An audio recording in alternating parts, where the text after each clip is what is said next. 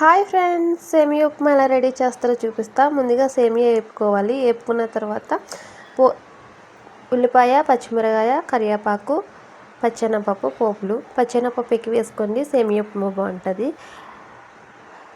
కళాయి పెట్టి ఆయిల్ వేసుకోవాలి. ఆయిల్ వీటెక్కిన దాకండి ముందుగా పచ్చెనపప్పు, కరివేపాకు అవి ఉన్నాయి కదా, అవన్నీ వేసుకుందాం. అవన్నీ వేసి బాగా కలుపుకుందాం. కలుపుకున్న తర్వాత చూడండి ఫ్రెండ్స్, బాగా కలుపుకొని ఒక 2 నిమిషాల తర్వాత బాగా వేగాయి. వాటర్ వేసుకుందాం. వాటర్ వేసుకున్న తర్వాత సాల్ట్ వేసుకుందాం. సాల్ట్ వేసుకొని బాగా మరగనిద్దాం ఒకసారి.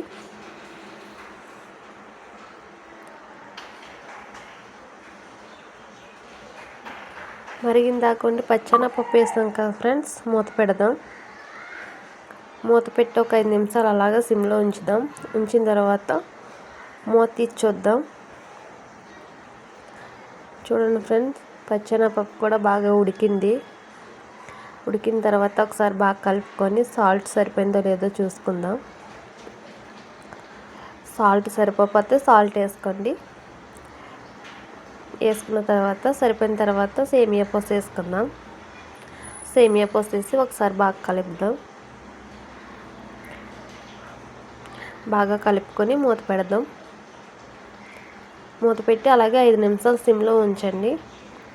5 నిమిషాల తర్వాత మూత తీసి చూద్దాం ఫ్రెండ్స్. సేమియా ఉప్మా అయ్యింది.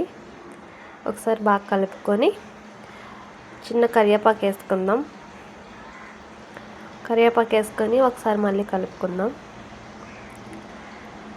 కలుపుకొని ఒక 2 నిమిషాలు అలాగే ఉంచి ఒకసారి మళ్ళీ బాగా కలుపుకొని చూడండి ఫ్రెండ్స్, సేమియా ఉప్మా అయిపోయింది. అంతే ఫ్రెండ్స్, సేమియా ఉప్మా. మీకు నచ్చినట్టయితే లైక్ చేయండి. Bye bye.